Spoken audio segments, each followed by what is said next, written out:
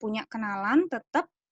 Nah, tapi yang kita hanya akan melakukan ini aja, wawancara awal aja. Nggak sampai kuesioner. Jadi kuesioner nanti akan dilakukan oleh anggota kelompok masing-masing. Jadi anggota kelompok saling tukar-menukar di satu kelompok, tidak di kelompok yang lain. Ya, jadi dia akan saling tukar-menukar kuesioner nanti ya, tapi kuesionernya masih lama kok. Jadi yang sekarang yang harus kalian lakukan adalah yang pertama adalah itu tadi kelompok ya, membagi kelompok atau kalian cari anggota kelompok maksimal 5 orang. Kalau ini kayaknya partisipannya 22. Kalau memang semuanya mau ikut, bolehlah yang 2 orang itu satu kelompok dulu ya. Siapa tahu nanti pada saat KRS perubahan masih ada tambahan orang lagi. Ya, itu. Terus yang kedua berarti kalian harus cari organisasi atau instansi yang paling tidak kalian ada kenalan yang tahu organisasi tersebut itu seperti apa. Ya, yang bisa ditanyakan tentang visi misi saja, misalnya visi misi tujuannya. Itu. Terus habis itu nanti minggu depan kita bahas kalian sudah dapat atau tidak instansi atau organisasi yang punya yang punya visi misi yang sudah kalian pilih bersama anggota kelompok yang lainnya. Oke, sudah Ibu bacakan sampai sini tugasnya. Nah, kita balik lagi ke penilaian. Kalau misalnya kalian mau dibargain atau mau ditawar, silahkan. Ada yang mau tawar nilai? Sudah oke? Cukup segini? Atau masih mau ditawar lagi?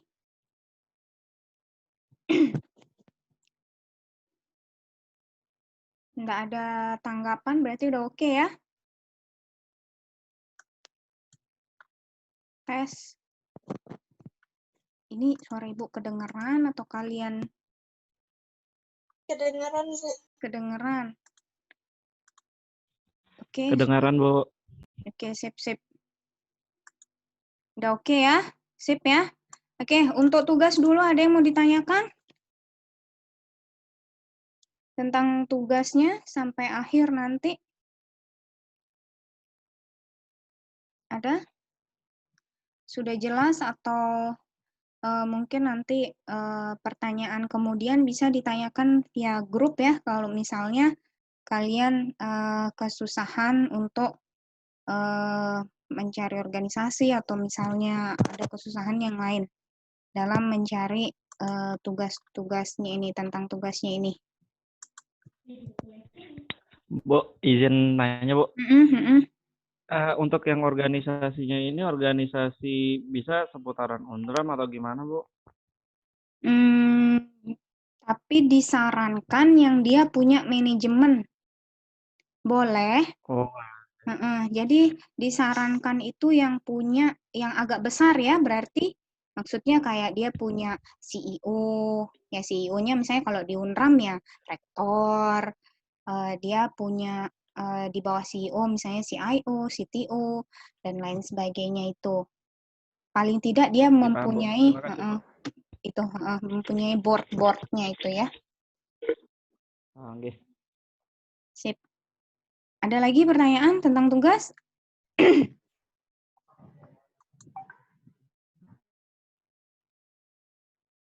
Nggak ada? Ya, jadi cakupannya sebisa mungkin itu ya. Jadi kalau bisa yang paling tidak dia agak besar lah, ya. Jadi organisasi atau instansi yang paling tidak dia punya CEO, maksudnya dari atasan ya. Misalnya kalau direktur, manajer, supervisor, dan seterusnya ke bawah. Oke? Nggak ada pertanyaan? Ya, Bu. Udah oke ya? Oke, Bu. Oke, sip. Kalau udah oke, kita langsung masuk ke materi ya. Jadi minggu ini Ibu tidak upload dulu ke YouTube karena materinya masih awal ya.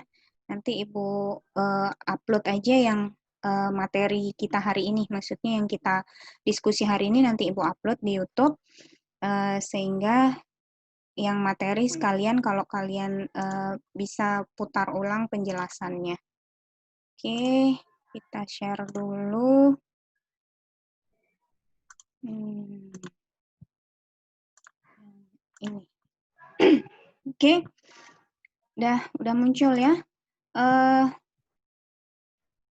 Absen, jangan lupa ya. Yang belum bisa siapa? Ini di sini sepertinya ada yang masuk keluar ya. Dari tadi ini mungkin koneksi. Ahsan ada? Zainuddin Ahsan, Zainuddin Ahsan. Ada Bu. Ada. Nggak bisa absen ya? Ahsan nggak bisa absen? Belum Bu. Belum. Oke, langsung absen ya. Kasih tahu ya kalau misalnya ada yang nggak punya kuota, biasanya ada yang bilang nggak ada kuota Bu untuk buka SIA, nanti bisa di absenin ya. Oke, kita balik lagi langsung ke materi kalau gitu. Nah, materi yang awal, karena kalian masih awam mungkin dengan tata kelola, jadi di sini masih introduction dulu, introduction to tata kelola TI atau IT governance. Jadi overview, apa yang kita lihat hari ini adalah yang pertama pentingnya tata kelola, terus definisi tata kelola, terus gimana kalau misalnya tata kelola tersebut diabaikan, terus manfaat tata kelola TI dan fokus utama dari IT governance, terus juga model tata kelola TI. Jadi pada saat kita kenapa sih tata kelola itu kok penting, untuk apa sih dia gitu ya. Biasanya pertanyaannya seperti itu. Jadi balik lagi ke perusahaannya, biasanya yang dipakai adalah perusahaan yang besar, ya maksudnya yang bukan besar sekali, tapi paling tidak dia mempunyai visi misi tujuan untuk meningkatkan perusahaannya, ya. Jadi misalnya kalau dia punya di perusahaan tersebut, mengapa sistem tidak berjalan sesuai harapan? Ya, jadi misalnya dia punya sistem, tapi kok sistemnya gitu-gitu aja. Terus berarti dia ini perlu dipertanyakan, kenapa kok sistem tidak berjalan sesuai harapan? Terus yang kedua, kenapa SDM tidak dapat melaksanakan tugas pengelolaan sistemnya? Sudah benarkah SDM yang dia pilih? Dan lain sebagainya. Terus mengapa sering terjadi kesalahpahaman dalam pengelolaan sistem? Ya, sudah adakah manual book? Sudah adakah yang lainnya misalnya? Terus apakah yang dimaksud dengan tata kelola itu tadi? Dan apakah yang dimaksud dengan audit? Ada yang mau berpendapat mungkin apa sih tata kelola itu? Dari pertanyaan yang 3 ini misalnya. Ada yang mau berpendapat apa sih tata kelola itu? Silahkan yang mau berpendapat. Atau apa sih kok nyebutnya audit sih gitu? Apa sih? Mau belajar apa sih kita gitu? Ada yang mau berpendapat dulu? Ada? Nggak ada yang mau berpendapat, tidur nih jangan-jangan semuanya. Masih mikir, Bu. Apa sih kira-kira menurut kalian tata kelola itu apa sih? Terus kok namanya audit ya? Setahu saya kalau audit itu kan yang berhubungan dengan keuangan misalnya gitu. Izin masuk, Bu. Saya Zaretul Maknun, F1D 0217047. Okay. Untuk pengertian tata kelola sih, Bu, mungkin dari segi bahasanya aja itu seperti proses, aturan, kebijakan yang ada di suatu instansi atau organisasi yang sudah benar-benar memiliki pengelolaan yang sudah benar-benar matang, Bu. Terus? Itu kalau untuk tata kelola, Bu. Mm-mm. Terus itu juga mencakup beberapa hubungan antara orang-orang penting serta memiliki tujuan untuk mengelola suatu perusahaan atau instansi organisasi. Itu Itu tata aja sih kelola kalau atau aku. audit? Tata kelola, Bu. Tata kelola. Oke. Ini berarti kalau tata kelola lebih ke arah menata ulang gitu ya mungkin ya. Iya, Bu. Oke, jadi lebih ke arah situ. Terus kalau audit, ada yang mau berpendapat?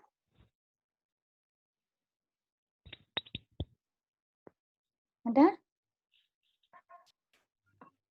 Siapa yang mau berpendapat tentang audit?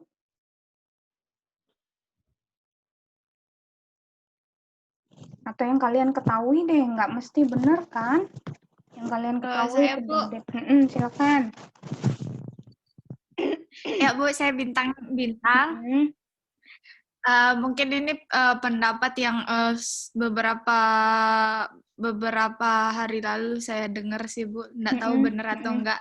Kalau menurut saya audit itu kayak dia lebih ke kayak pengevaluasian gitu terhadap suatu organisasi, di mana nanti pengevaluasian ini itu dia mau ngelihat segimana jauh sih dari suatu organisasi ini, gimana caranya dia ngelola gimana tingkat kayak kematangan tata kelolanya itu gitu. Jadi nanti dari audit tata kelola ini tuh dia bisa memperbaiki beberapa kayak penyimpangan atau hal-hal kendala yang ada di suatu organisasi. Itu sih yang sempat baca, Bu. Oke, sip. Oke, dari dua tadi kalian sudah banyak mengerti berarti ya, maksudnya sudah baca juga dari tata kelola yang disebutkan oleh Atul, terus pengertian yang disebutkan audit oleh Bintang.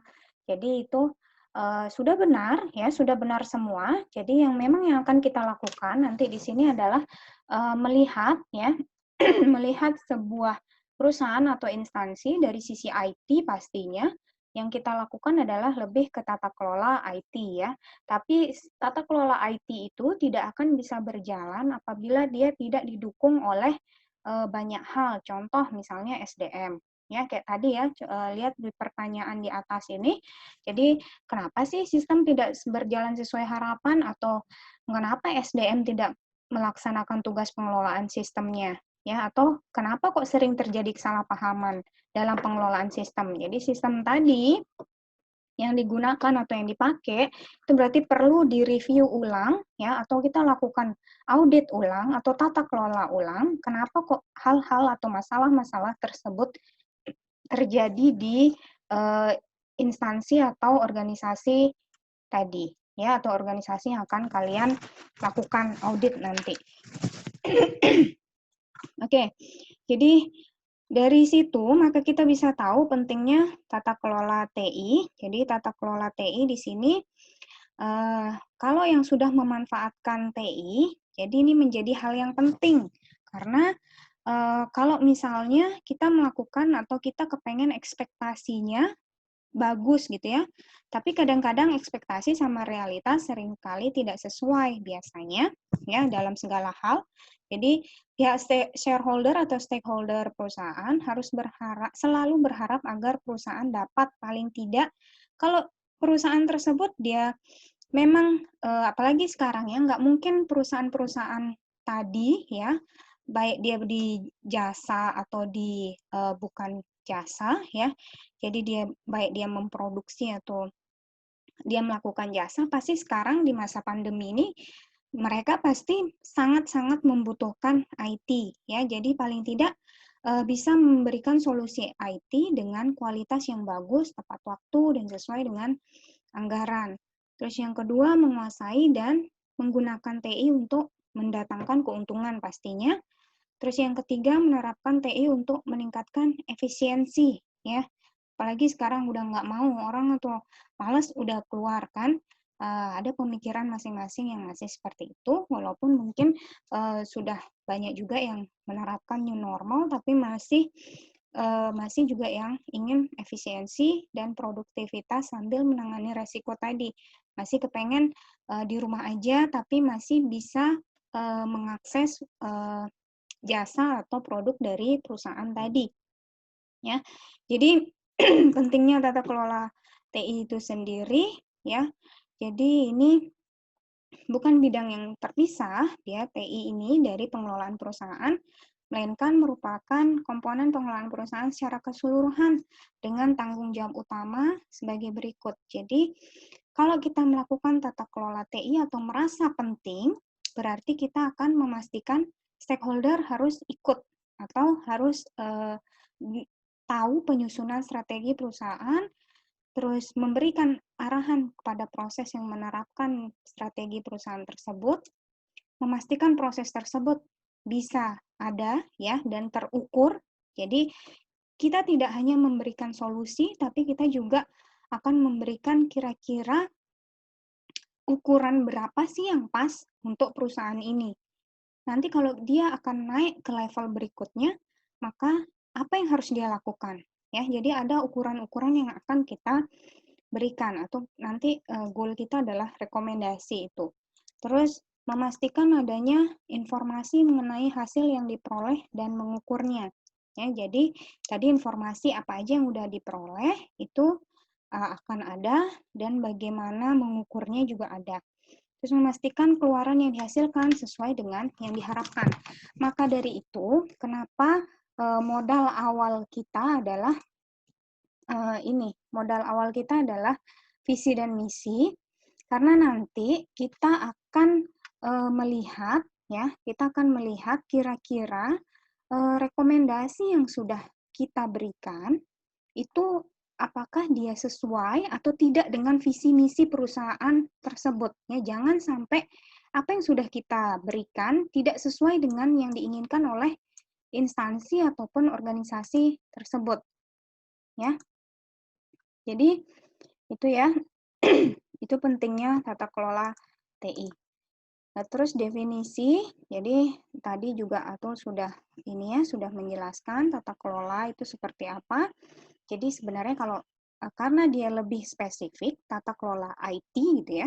Jadi atau IT governance ini adalah suatu cabang dari tata kelola perusahaan, memang fokusnya adalah ke sistem teknologi informasi. Jadi semua yang berhubungan dengan sistem teknologi informasi serta manajemen kinerjanya beserta resikonya juga. Jadi tidak hanya sistem saja, mungkin tidak hanya software, hardware, brandware, tapi brandware-nya juga perlu diperbaiki. Jadi IT governance ini adalah istilah inklusif yang mencakup ada sistem informasi tadi, teknologi yang terkait, komunikasi, bisnis, masalah hukum juga ya, dan semua stakeholder yang bersangkutan. Jadi karena tadi kita bilang bahwa penting sekali IT ini untuk sebuah perusahaan, apalagi perusahaan yang ingin terus maju ya. Kalau perusahaan yang ingin terus maju pasti dia akan semakin menerapkan IT. Jadi stakeholder juga harus ikut masuk ke dalamnya, ya baik itu dari direktur, manajemen senior, pemilik proses, pemasoknya, terus pengguna dan auditornya juga. Ya, jadi ini tata kelola TI dari segi definisi. Tadi karena yang kita lakukan adalah nanti goalnya adalah rekomendasi kebijakan. Jadi rekomendasi kebijakan inilah yang akan kita berikan sebagai definisi awal ya. Jadi ada struktur kebijakan atau prosedur dan pengumpulan proses yang bertujuan untuk memastikan kesesuaian penerapan TI dengan dukungannya. Ya, jadi tadi Ibu juga sudah kemukakan bahwa kita harus melihat juga dari visi misi perusahaan.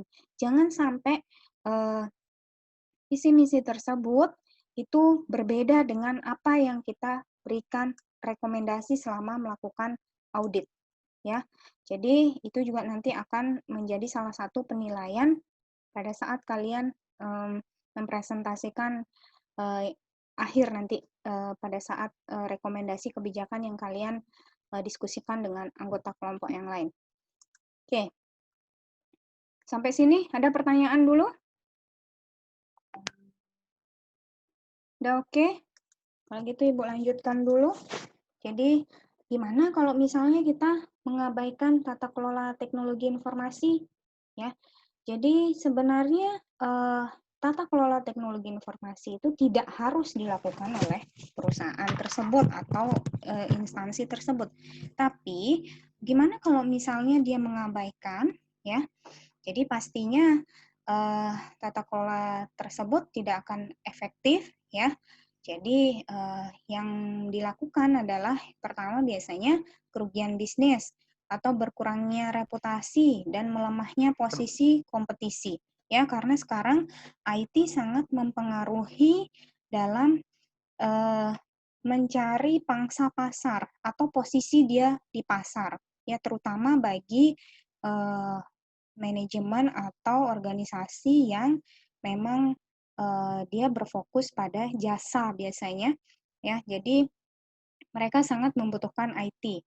Terus yang kedua, tenggang waktu yang terlampaui, biaya lebih tinggi dari yang diperkirakan, dan kualitas lebih rendah dari yang telah diantisipasi.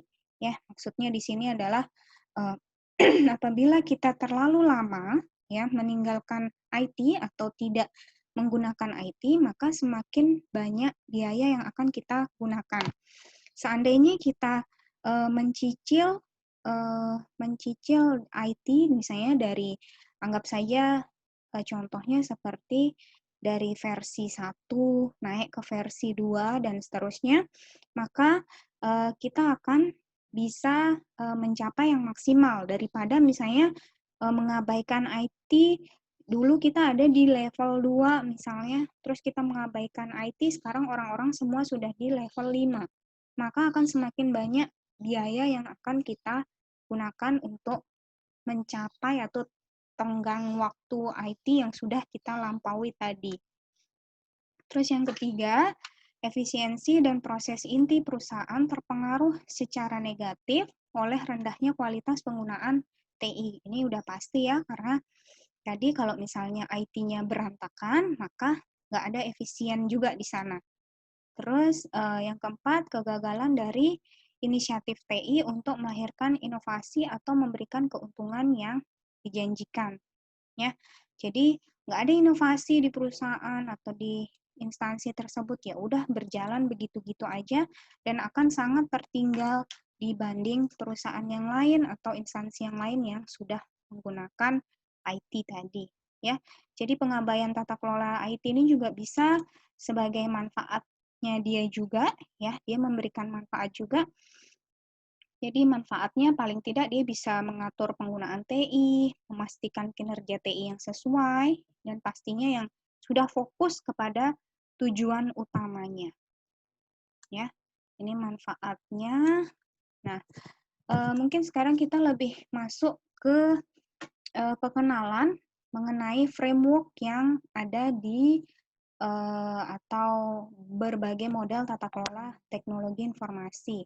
Jadi tata kelola teknologi informasi itu dilakukan ya, atau audit itu dilakukan dengan banyak framework ya. Di antaranya beberapa yang Ibu sebutkan di sini. Yang pertama ada yang disebut dengan ITIL atau tulisannya ITIL gitu ya. ITIL ini kepanjangannya adalah di IT Infrastructure Library ya. Jadi ini ITIL ini dikembangkan oleh the Office of Government Commerce ya, UGC, atau suatu badan di bawah pemerintah Inggris dengan bekerja sama dengan IT Service Management Forum dan British Standard Institute. Ya, jadi ITIL ini adalah framework juga, tapi dia fokusnya adalah di pengelolaan layanan IT ya. Jadi apabila ada suatu perusahaan atau suatu instansi yang lebih banyak mengelola layanan IT ya, atau IT service management, ini pasnya memang dikombinasikan dengan ITIL. ITIL ini biasanya tidak berdiri sendiri, dia akan digabungkan dengan framework yang lain. Contohnya nanti COBIT yang akan kita pakai. Ya, jadi ini sudah diadopsi sebagai standar industri pengembangan industri perangkat lunak dunia. Ya, ini kalau yang bergerak di bidang pengelolaan layanan IT. Jadi ITSM ini memfokuskan diri pada 3 tujuan utama, yaitu menyelaraskan layanan IT dengan kebutuhan sekarang dan akan datang dari bisnis dan pelanggannya, terus memperbaiki kualitas layanan IT-nya, mengurangi biaya jangka panjang dari pengelolaan layanan tersebut. Nah, standar ITIL ini berfokus kepada pelayanan customer dan sama sekali tidak menyertakan proses penyelarasan strategi perusahaan. Ya, jadi itu makanya tadi Ibu bilang bahwa ITIL ini dia kalau berdiri sendiri sebagai sebuah framework, maka dia hanya akan menyelesaikan masalah pelayanan customer dan dia sama sekali tidak menyertakan proses penyelarasan strategi perusahaan. Karena strategi perusahaan itu biasanya menggunakan framework yang lain. Ya, jadi ITIL ini biasanya dia akan digabungkan dengan framework yang lain. Ya. Apa sih framework yang lain? Misalnya salah satunya ini. Ya, salah satunya adalah ISO. ISO ini kan banyak ya. Banyak sekali jenis ISO yang digunakan ya. ISO ini kepanjangannya adalah International Organization for Standardization. Ya, jadi ISO ini kalian kan pasti sudah pernah mendengar atau sering sekali mendengar tentang ISO. Ini serinya adalah 17799. Masih banyak seri-seri yang lain yang bisa digunakan untuk melakukan audit. Ya, jadi ISO ini adalah dia ini sebuah organisasi ya tepatnya ISO yang mempunyai standar untuk melakukan melakukan audit tadi. Ya, sama juga dengan framework yang lain, ISO juga mempunyai standar. Nah, jadi ISO ini bertujuan memperkuat 3 elemen dasar keamanan informasi. Ya, jadi kalau yang ISO 17799 ini yang dia lakukan adalah tentang keamanan informasi. Banyak ISO yang lain yang bisa dipakai, ada 32.000, ada 29.000, banyak ya. Jadi jenis-jenis ISO yang lain. Kalau yang ini digunakan untuk keamanan informasi, jadi untuk confidentiality, ini bahwa informasi hanya diakses oleh yang berhak, integrity, dan availability.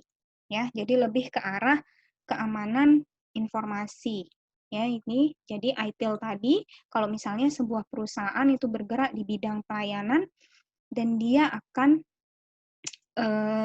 melakukan strateginya untuk keamanan informasi, maka dia bisa menggabungkan antara ITIL dengan ISO ini, ya, ISO 17799.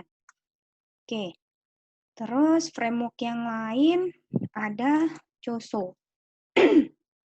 Jadi COSO ini adalah kepanjangannya adalah Committee of Sponsoring Organization of the Tradeway Commission. Jadi sebuah organisasi di Amerika yang berdedikasi dalam meningkatkan kualitas pelaporan finansial, mencakup etika bisnis, kontrol internal, dan corporate governance. Jadi COSO ini sekali lagi dia lebih ke arah finansial, ya.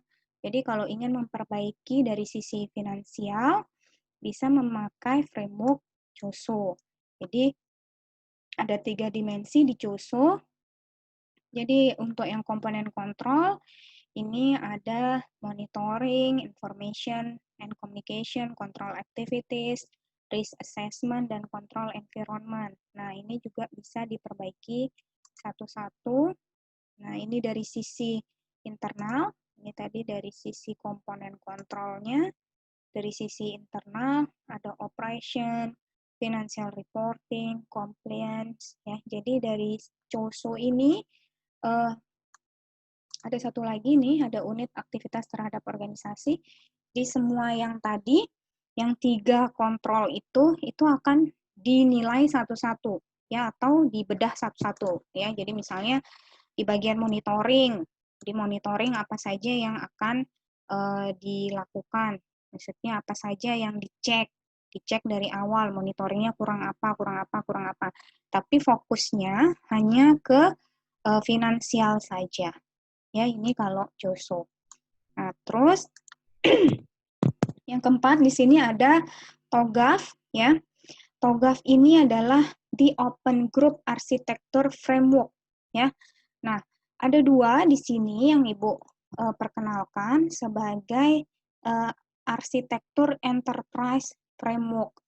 Nah, jadi apa sih arsitektur enterprise ya? Jadi di sini adalah dia lebih TOGAF dan satu lagi nanti ada Zahman, itu adalah framework yang digunakan untuk memperbaiki ya, arsitektur dari sebuah enterprise ya. Enterprise itu baik dia organisasi maupun perusahaan. Jadi dari sisi arsitekturnya, sisi semua arsitekturnya, baik dari bisnis plan sampai akhir ya, dia akan menggunakan ini.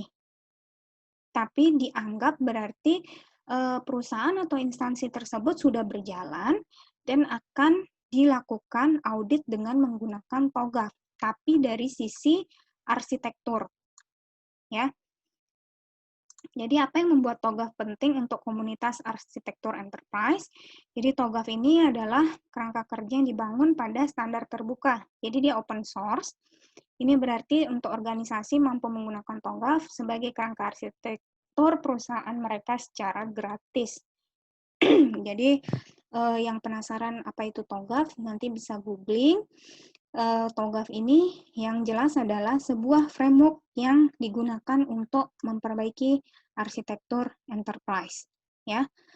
TOGAF ini banyak sekali digunakan juga untuk instansi-instansi yang ingin menata ulang arsitekturnya dari awal. Dan dia misalnya dia nggak tahu mau nata ulang dari mana nih, saking sudah berantakannya, bisa pakai TOGAF ya.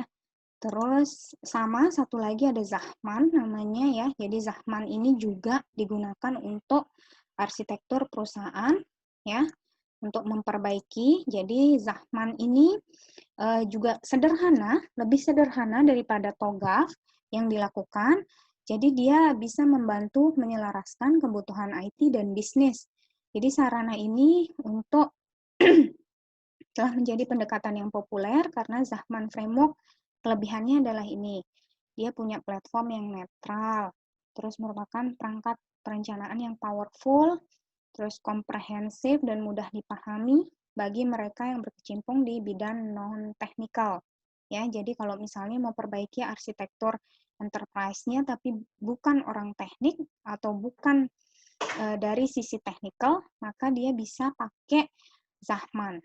Ya, terus membantu dalam menyelesaikan problem, membantu dalam mendokumentasikan informasi perusahaan skala besar.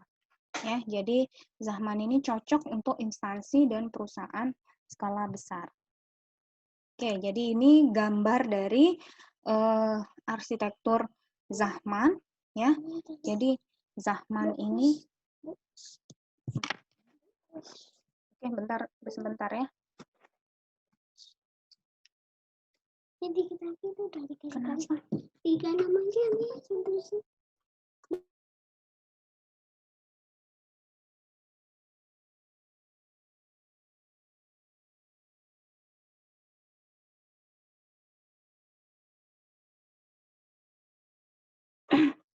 Oke, kita lanjutkan.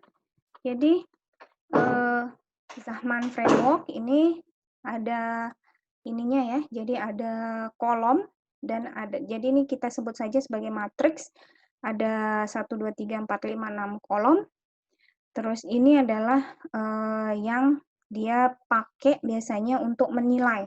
Jadi ada dari sisi, sini misalnya what, di sini function, perspektif. Jadi yang dia lihat apa, itu yang diperbaiki. Dianalisis satu-satu dari sisi what, misalnya dari kolom What di sini apa saja yang ada dilakukan atau dianalisis satu-satu ya. Ini yang dilakukan kenapa atau sebutan Zahman ini mudah digunakan karena dia sudah punya satu matriks yang memang digunakan sebagai petunjuk dalam melakukan audit untuk arsitektur sistemnya. Oke, nah akhirnya kita sampai di sini di COBIT ya. Jadi ini framework yang akan kita pakai.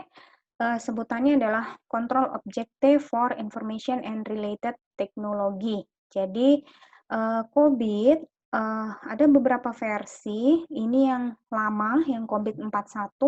Setelah itu nanti ada COBIT 5 dan yang terakhir adalah COBIT 2019. Kenapa saya belum pakai 2019? Karena masih ada penggunaannya, kita masih belum tahu ya, dan terus setelah itu paling bisa membaca dari sisi framework-nya saja, tapi belum tahu penggunaannya seperti apa ya. Jadi Ibu sementara pakai COBIT 5 dulu ya. Jadi ini pengenalan saja untuk COBIT 4. Jadi COBIT ini sebenarnya adalah framework yang dikembangkan oleh IT Governance Institute atau kita sebut ITGI ya. Sebuah organisasi yang melakukan studi tentang model pengelolaan TI yang berbasis di Amerika Serikat. Jadi kalau di COBIT, di COBIT 4 ini ada 4 domain yang digunakan, yaitu Planning and Organization, Acquisition and Implementation atau AI, terus Delivery and Support atau DS, dan Monitoring and Evaluate atau ME. Ya, ini dari sisi COBIT 41. Terus ada juga yang disebut tadi COBIT 5. COBIT 5 ini keluarnya tahun 2012, ya paling tidak masih bisa lah ya, masih kurang dari 10 tahun. Jadi COBIT 5 ini adalah best practice juga, framework juga. Jadi pengelolaan TI atau IT management yang lebih lengkap pastinya dibanding COBIT 41. Jadi ada executive summary, framework, control objective, audit guidelines, implementation tool set, dan serta manajemen guideline yang sangat berguna untuk proses sistem informasi yang strategis. Jadi ini COBIT 5 ada 4 domain, nanti minggu depan akan Ibu lebih jelaskan lagi. Ada 4 domain, kalau tadi di COBIT 4 namanya adalah PO, di COBIT 5 ditambahkan A depannya jadi APO ya, Line, Plan, and Organize. Terus tadi di COBIT 4 AI ini jadi BAI, Build, Acquire, and Implement. Terus tadi DS, sekarang jadi DSS, Deliver, Service, and Support. Tadinya yang ME saja, ini jadi EDM, Evaluate, Direct, and Monitoring. Ya, jadi apa sih sebenarnya perbedaan antara COBIT 4 dan COBIT 5 dulu ya.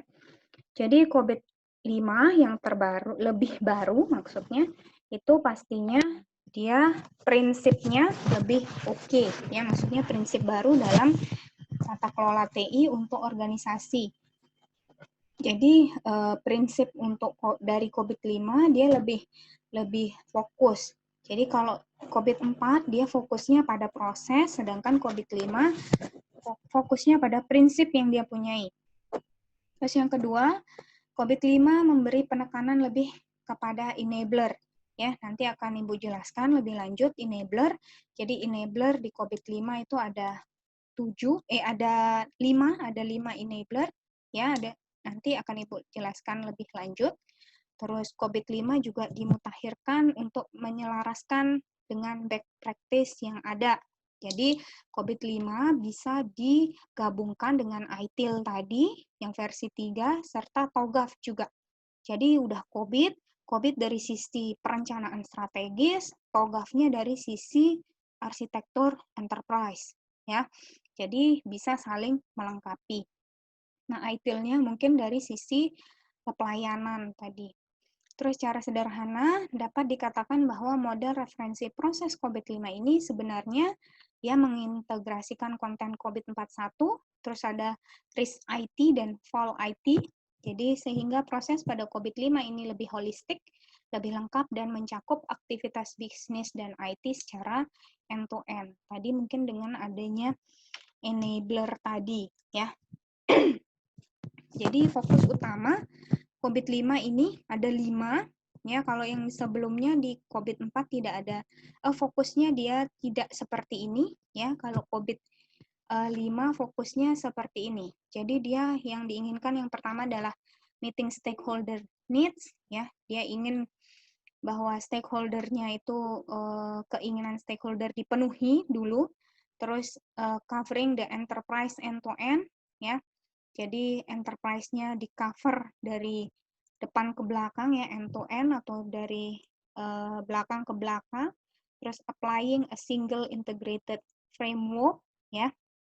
Jadi maksudnya menggunakan satu integrated framework, ya. Jadi framework yang terintegrasi, enabling a holistic approach, ya. Jadi pendekatan secara keseluruhan, ya.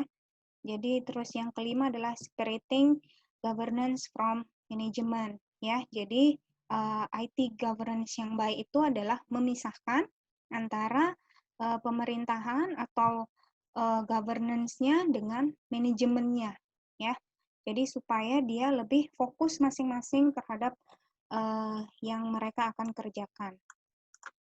Oke, kalau bedanya COVID-5 dengan COVID 2019, ini sama, ya. COVID-5 dan 2019 ini lebih, kalau tadi COVID-4 dan COVID-5 banyak perbedaannya karena COVID-4 dia lebih ke arah proses, sedangkan kalau COVID-5 dia lebih ke arah prinsip. Dan kalau COVID 2019 juga sama, di sini dengan COVID-5 lebih banyak persamaannya. Dia di COVID 2019 itu ditambahkan beberapa prinsip yang baru, ya. Jadi ini walau sama-sama berbasis prinsip, tapi COVID 2019 punya 2 kelompok prinsip. Jadi yang pertama di sini sistem tata kelola atau governance sistemnya dijadikan satu prinsip, dan prinsip untuk kerangka tata kelola atau governance framework-nya jadi satu. Ya, jadi 2 prinsip yang dikelompokkan di COVID 2019, terus prinsip untuk kerangka kerja tata kelola 2019 itu ada 3, berbasis konsep, terus bersifat terbuka dan fleksibel, serta selaras dengan standar-standar besar lainnya. Ya, sebenarnya hampir sama, hanya lebih dilengkapi saja di COVID 2019. Jadi Ibu pakai yang di tengah-tengah dulu, pakai yang COVID-5 dulu, karena COVID 2019 masih belum terbukti keabsahannya, ya. Oke, sudah cukup itu aja dari Ibu. Kira-kira ada pertanyaan dulu dari penjelasan yang sudah Ibu berikan tadi? Gimana? Ada pertanyaan? Kita diskusi dulu. Nggak ada?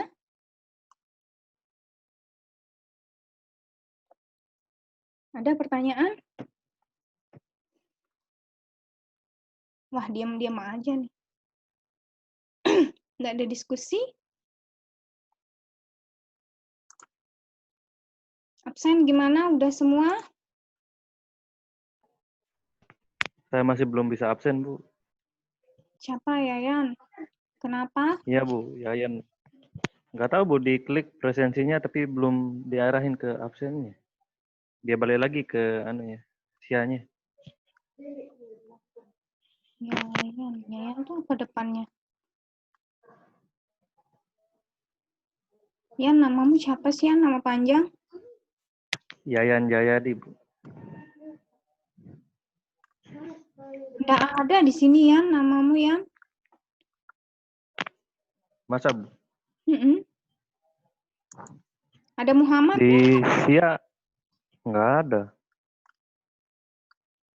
Nggak ada nih, yang Y cuma Yusnadi Faizin Rahman doang. Di sini gimana? Tapi di Sia dia dihitung, Bu. Ada ya? Di Ibu nggak ada nih. Iya, Nanda juga belum bisa, Teh. Nanda emang nggak ada namanya juga nih di Ibu. Kayaknya pas pemilihan kelas waktu KRS-an, Bu. Nah, bisa jadi Kalau mungkin. Anda milih kayak gitu, jadinya kemungkinan sih seperti itu ya. Ya udah nanti waktu perbaikan aja ya. Sakban Di, juga belum bisa di- katanya. Sakban juga nggak ada izin masuk namanya. Bu, kemarin Mm-mm. juga kasusnya sama kayak Atul yang di Bu, ekonomi teknik. Mm-mm. Kemarin udah tak lapor ke Pak Azwar dan namanya sudah masuk kok. Ya, itu mungkin bisa jadi ini juga ya, bisa jadi solusi. Kalian boleh yang namanya belum ada di SIA, silahkan hubungi Pak Azwar langsung ya, untuk Iya mungkin Bu. untuk bisa masuk namanya. Kalau Pak Azwar suruh sampai KRS perubahan, ya berarti tunggu sampai KRS perubahan. Oke, Agung ada? Agung Dwi Tatwa, ada Andika, Ardi, Dev, nggak ada Iketut Nadi, nggak ada. Oke, ya. Oke, kita balik lagi ke ini, diskusi dulu. Gimana? Ada yang mau bertanya tentang apa aja deh, tugas yang ada tadi, yang sudah materi yang sudah dibahas. Silahkan yang mau bertanya. Ada? Nggak ada sama sekali? Satu aja dah. Nanti kalau udah di-upload di YouTube, terus minggu depan nggak ada yang nanya dong, nggak usah kuliah.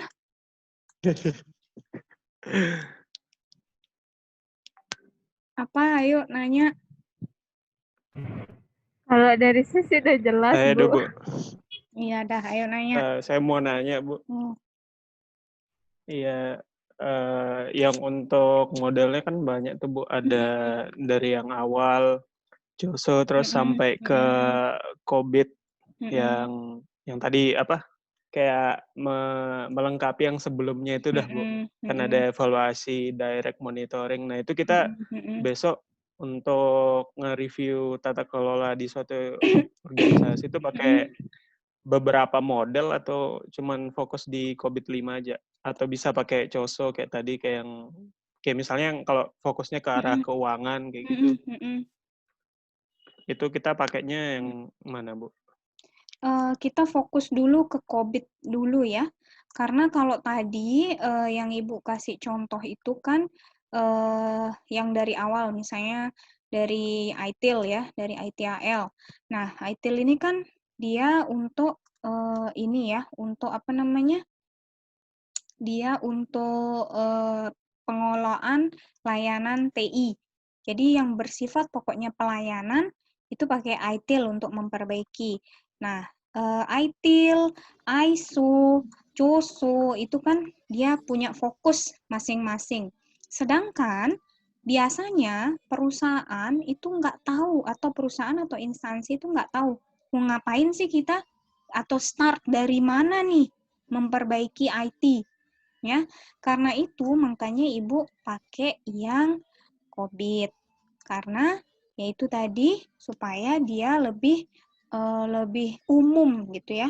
Kita lebih dari arah strategi. Jadi dari arah strategi dulu kita perbaiki.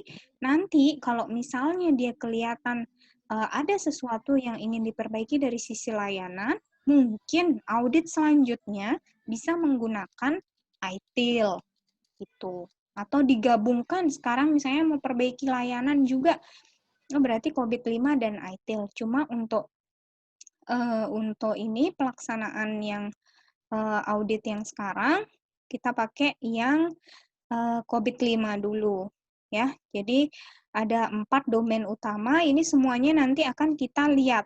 Nanti akan minggu depan tentang COVID-5 akan lebih difokuskan. Jadi apa sih yang ada di COVID-5 yang akan kita pelajari, nanti akan dijelaskan lebih lanjut, dan gimana caranya menemukan atau gimana sih cara make COVID-5 nanti juga akan Ibu jelaskan. Ya, jadi 4 domain ini akan kalian pilih salah satu ya atau 2 nanti biasanya 2 proses yang ada di dalam 4 domain ini. Ya. Jadi itu yang akan kita pakai jadi acuan untuk ini, acuan untuk melakukan audit. Ya. Itu makanya kalau sudah punya visi misi ya, alhamdulillah kalau ada tujuannya dari instansi atau perusahaan itu enak. Jadi sudah tahu apa yang harus dilakukan. Karena nanti langkah awal kita adalah mapping dulu. Kita mapping dulu, kita mulai dari visi misi tadi, kita mapping ke dalam framework COVID-45 ini. Nanti langkahnya akan dijelaskan kemudian. Nah, baru ketahuan nanti gimana, apa yang harus dilakukan untuk perusahaan ini. Yang pastinya dia tidak akan keluar dari visi dan misi yang dipunyai oleh perusahaan tersebut. Gitu. Ya. Jadi kita lihat dari arah umumnya dulu. Kita lihat dari sisi atasnya dari COVID-5-nya dulu. Ya, jadi nggak pakai yang lain. Cuma tadi Ibu perkenalkan aja ada beberapa juga model framework yang lain yang bisa digunakan. Oke, gimana Ki? Oke, Bu. Oke. Ada lagi pertanyaan? Yang lain? Nggak ada? Serius nggak ada? Kalau sudah tidak ada, kita akhiri berarti ya? Yeay. Ya, kita akhiri berarti. Nanti kalau ada pertanyaan lebih lanjut, dipersilahkan nanya via WA grup atau Wapri, silahkan. Itu aja ya. Nggak ada pertanyaan kan? Tidak ada sepertinya, Bu. Jam-jam ngantuk emang ini ya. Oke deh, kita akhiri ya. Sampai ketemu minggu depan insya Allah. Assalamualaikum warahmatullahi wabarakatuh. Selamat siang semuanya. Waalaikumsalam, Bu. Waalaikumsalam warahmatullahi wabarakatuh. Waalaikumsalam warahmatullahi wabarakatuh. Siang, Bu. Makasih. Ya, sama-sama. Waalaikumsalam warahmatullahi wabarakatuh.